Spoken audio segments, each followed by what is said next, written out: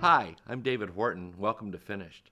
Our last installment, we talked about the two kinds of righteousness. We began to talk about the two kinds of righteousness, and we were reading from Matthew 5, where Jesus was talking to the Pharisees about the two different kinds of righteousness.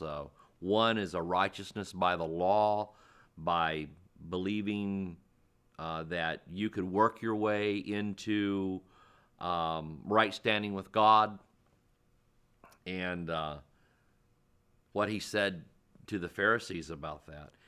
We had ended our last episode talking about what it would be like to stand in front of a court or a law system where you have your violation, like, maybe you ran a red light, or you jaywalked,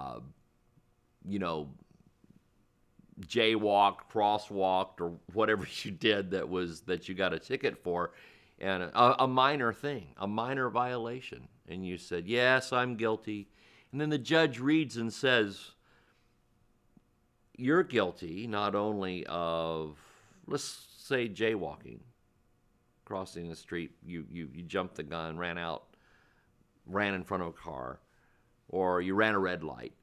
But you're also guilty of extortion, murder, armed robbery, assassination attempts on public officials. You name it. You were rape. Capital crimes.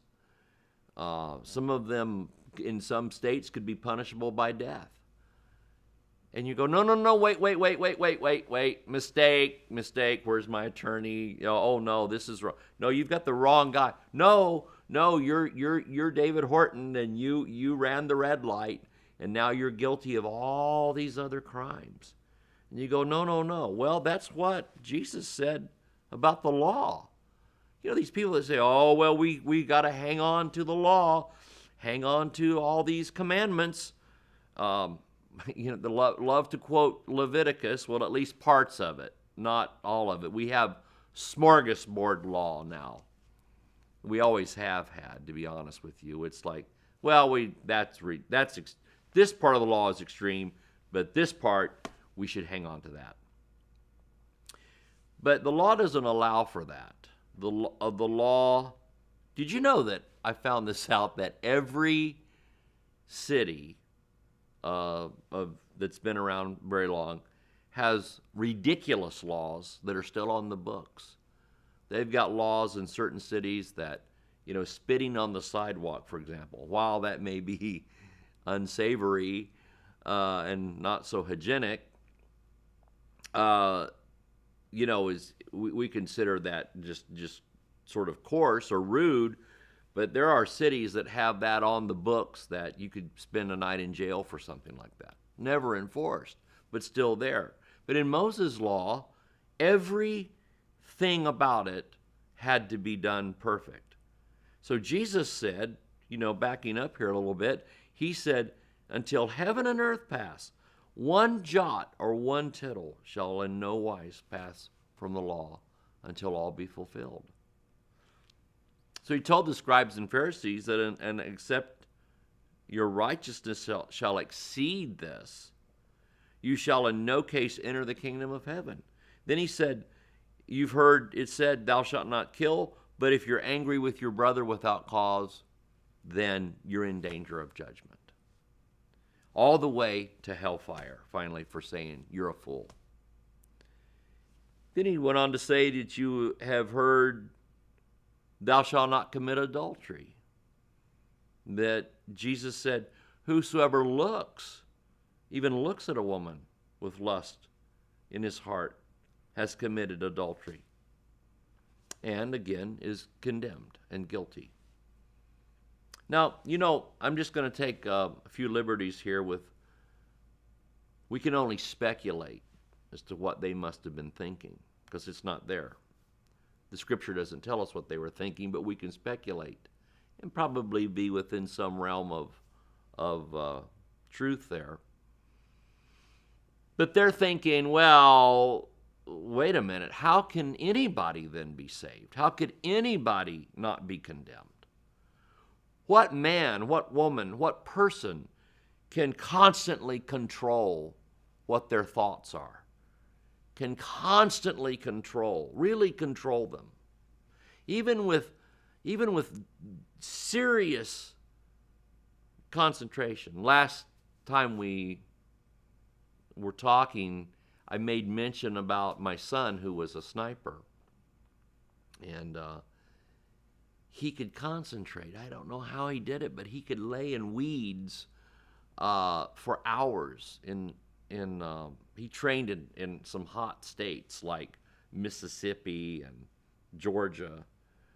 And in the summer, July, and he'd be laying there and be, the bugs would be biting him, and maybe even a snake go across his ankle or whatever, laying out in the woods waiting, to make his target.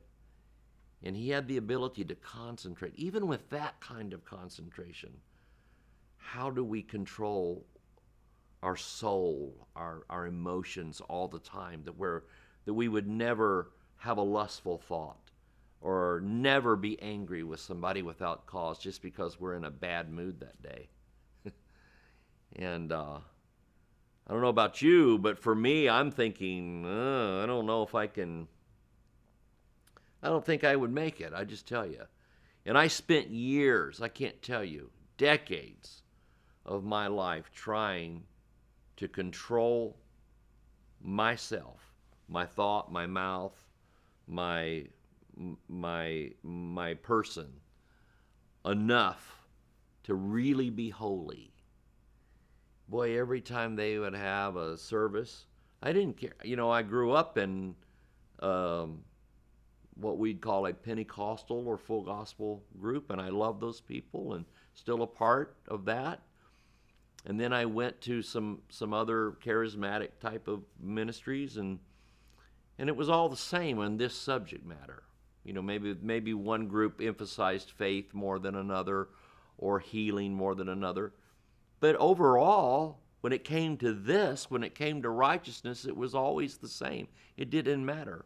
It was, you got to try harder. And every time somebody would get up in a conference and say, I'm calling for a return to holiness, I'd be like, oh, good. Because I'm for that. I'm for holiness. Who doesn't want to be holy? Who doesn't want to be accepted to God? Who doesn't want to have all the right things and avoid all the wrong things and all that? And who doesn't want to be told by Jesus, enter in, thou good and faithful servant, and well done? Who doesn't want that?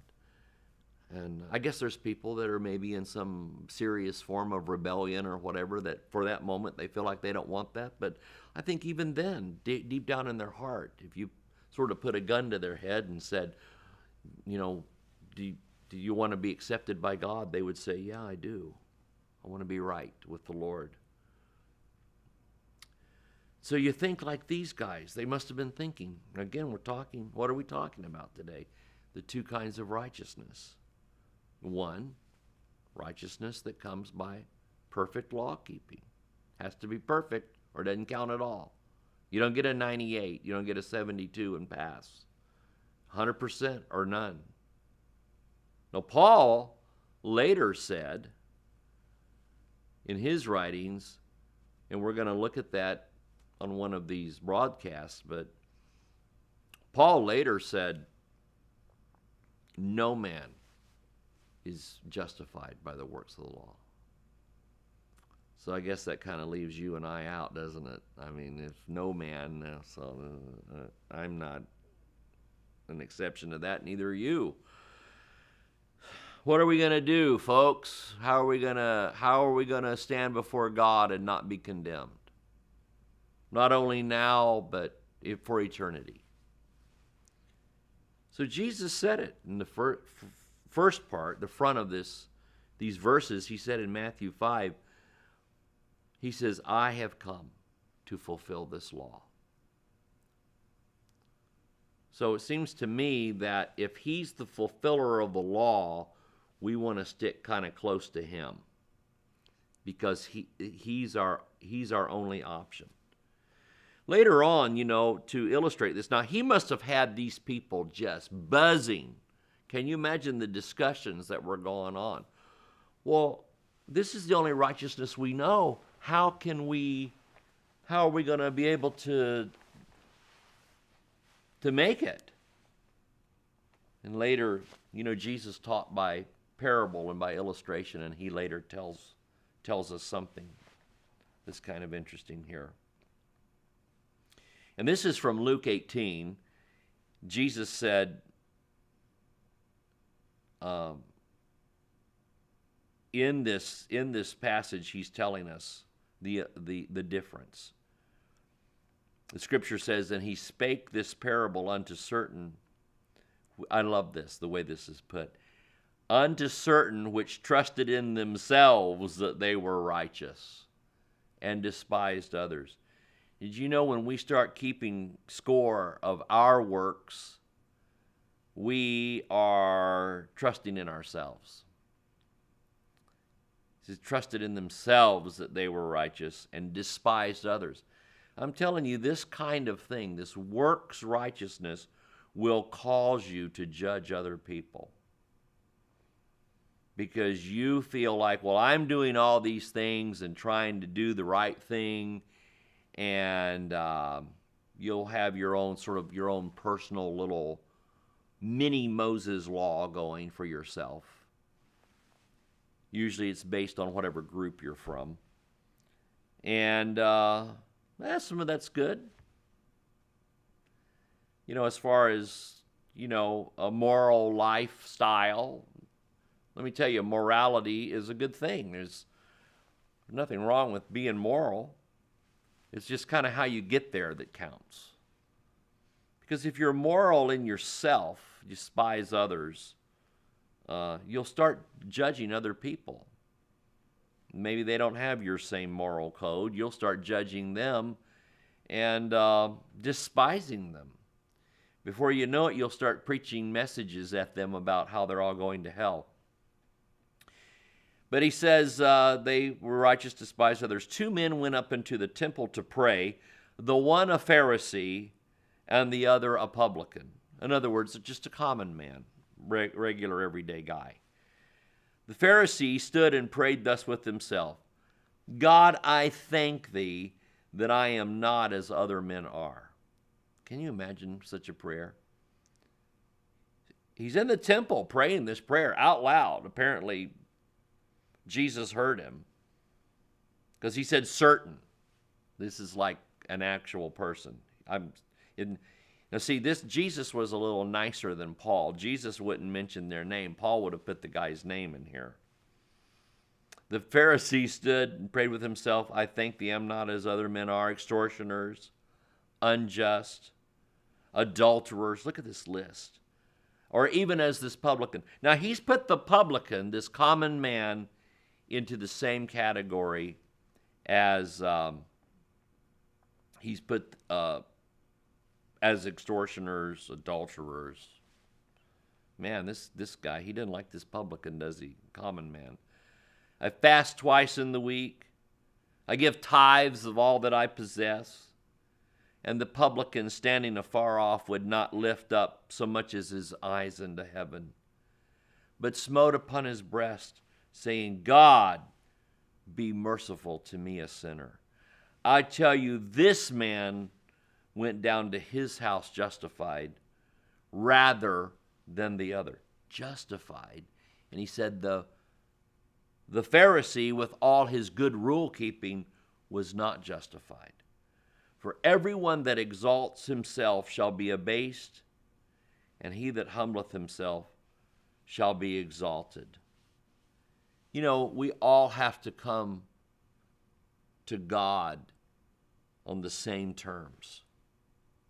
We all have to come to God and say, maybe I've got a few good works here, and maybe I've got some bad ones, but I cast them all at your feet. And I come to you, saying, just like the song they used to sing at the Billy Graham Crusades, just as I am, without one plea but this one, thy blood was shed for me. I don't bring anything. No, we get saved in this way, but we also live daily in this way by his grace. And we say, Lord, it's not because of me. Lord, thank you for being merciful to me. I know that I miss it. I know that I fail, but I thank you because of your grace and your mercy. And then it says that if I'll humble myself like that, that I'll be exalted. I'll be in right standing with Christ and with God. Well, that's all we have time for today. And until next time, it is finished. Thanks for watching. I trust this teaching has been an encouragement to you. If you'd like more information, log on to davidhortonministries.org.